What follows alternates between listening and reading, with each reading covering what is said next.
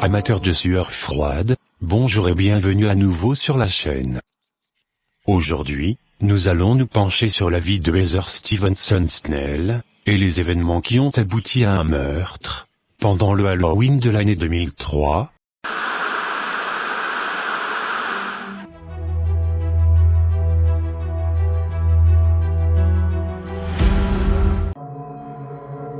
Heather est née le 2 décembre 1957 à Malte, de parents britanniques. Son père était un soldat en service dans l'armée britannique. La famille a beaucoup déménagé pendant son enfance. Quand Heather avait 7 ans, ses parents se sont séparés, et elle a déménagé avec sa mère et son frère au Canada. À ce moment-là, on pense que Heather a perdu le contact avec son père. Après avoir vécu 6 ans au Canada, Heather, sa mère et son frère sont retournés vivre au Royaume-Uni. À l'âge de 13 ans, elle est envoyée dans un pensionnat à Kent, en Angleterre. Bien qu'elle soit une fille intelligente, elle ne s'applique pas dans son travail scolaire, et n'aime pas sa vie au pensionnat. À la fin de son adolescence, elle part vivre chez sa tante, à Scarborough, et elle a quelques démêlés avec la police, pour des délits mineurs.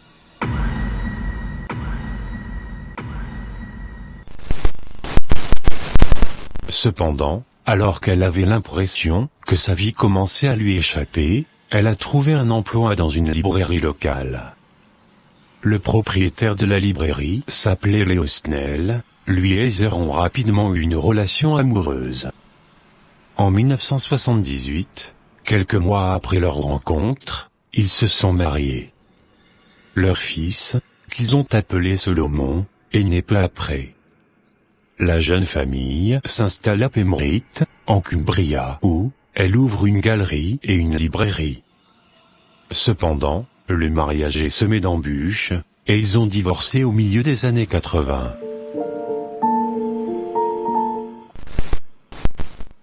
Heather décide de suivre un cours d'introduction aux sciences sociales à l'université, et une fois ce cours terminé, elle décide de poursuivre ses études.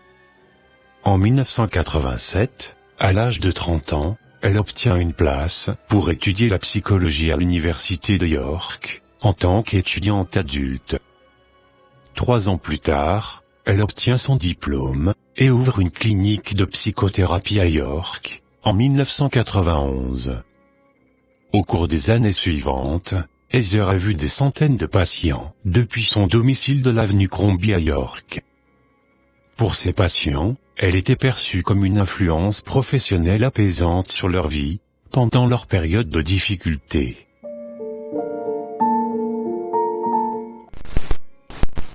En dehors de ses heures de travail, Heather est une motocycliste passionnée, qui assistait régulièrement à des rallyes. Elle était la présidente d'un club de motocyclistes entièrement féminin, connu sous le nom de Staff the Ironing. Ce groupe se réunissait dans le garage aménagé de sa maison, où Heather était réputée pour raconter des histoires impressionnantes, vraisemblablement exagérées ou fabriquées de toutes pièces, pour impressionner les autres femmes. Heather avait également pour hobby de collectionner des armes, dont un pistolet de la Seconde Guerre mondiale.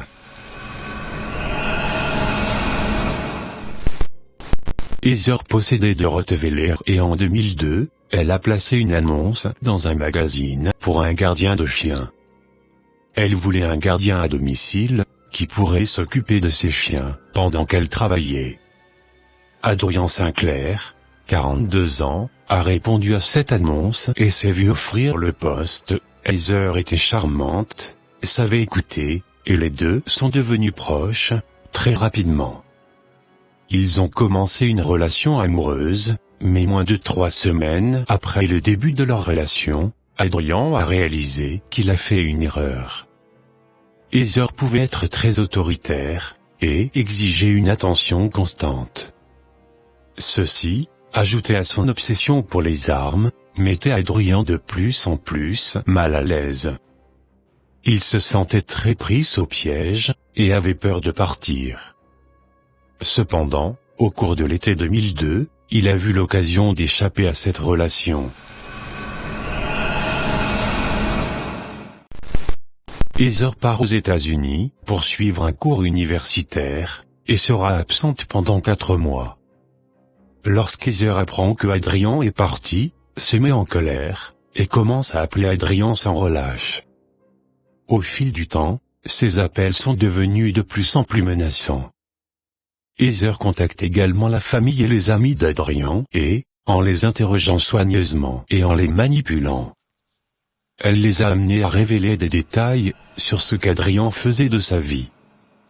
Par le biais d'amis communs, Adrian a rencontré une femme du nom de Diane Lomax, elle a 35 ans, et d'une précédente relation elle a 2 fils, de 8 et 5 ans, et à cause du comportement menaçant de Heather à son égard, Adrian avait peur de commencer une nouvelle relation, mais malgré cela, il se met en couple avec Diane. Au cours d'un de ses appels à la sœur d'Adrian, Heather découvre la nouvelle relation d'Adrian, et elle est absolument furieuse. Quand Heather est rentrée des États-Unis, Adrian a accepté d'aller la chercher à l'aéroport pour qu'ils puissent discuter. Cependant, lorsqu'ils sont retournés chez Heather, ils ont fini par faire l'amour, réalisant immédiatement l'erreur qu'il avait commise. Adrian est parti, et est retourné auprès de Diane. Heather se tourne maintenant vers Diane, car elle estime que cette dernière est la seule à faire obstacle à son bonheur.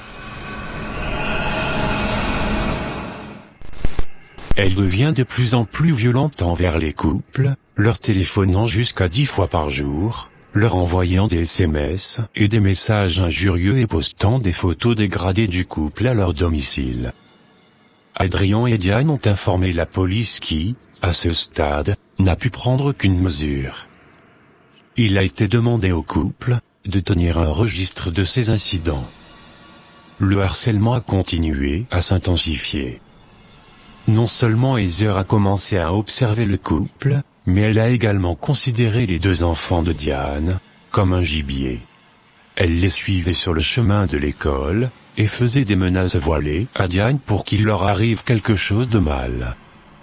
Lorsque les services sociaux ont reçu un appel anonyme, que Diane maltraitait ses propres enfants, bien qu'il n'y ait aucune preuve de cela, Adrian et Diane décident de déménager.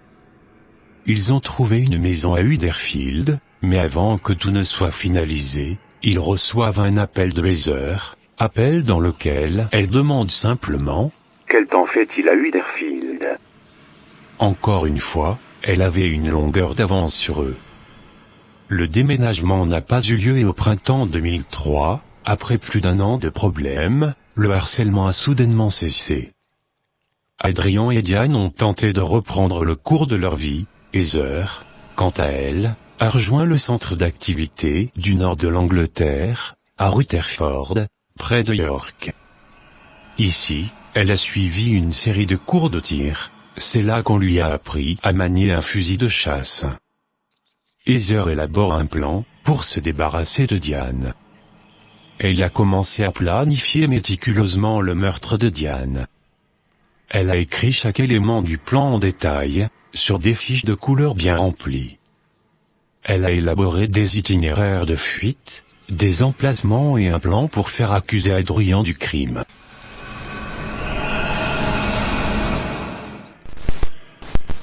Le 31 octobre 2003, les enfants sont sortis en force pour la chasse aux bonbons, à Radcliffe, Manchester.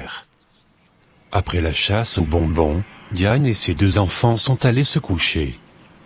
Adrian était absent à ce moment-là, tandis que Heather faisait les 90 minutes de route depuis sa maison à York, jusqu'à Radcliffe.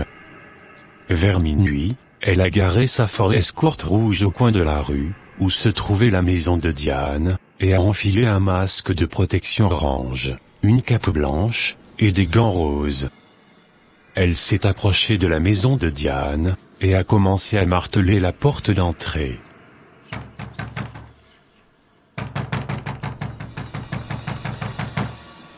Adrian étant absente, Diane était seule avec ses 2 enfants dans la maison, et a décidé de ne pas répondre à la porte d'entrée. Elle a regardé à l'extérieur, et a vu une personne masquée se tenir devant sa porte. Terrifiée, elle a attendu à l'intérieur en espérant que les coups cessent. Mais cela a continué. Robert Wilkie, le voisin de Diane, est sorti pour voir ce qui se passe, pensant qu'il s'agissait de quelqu'un qui est allé trop loin dans la chasse aux bonbons. Robert lui a demandé de se taire, et Heather a dit à Robert de s'en aller, et de s'occuper de ses affaires. Robert a de nouveau demandé à Heather d'arrêter de faire autant de bruit, et lui a demandé d'enlever son masque. Heather lui a dit de retourner à l'intérieur. Robert ne l'a pas fait, mais il a plutôt tendu la main vers l'avant pour retirer le masque, et alors qu'il le faisait, Heather a sorti de sous sa cape blanche, un fusil de chasse de fabrication artisanale.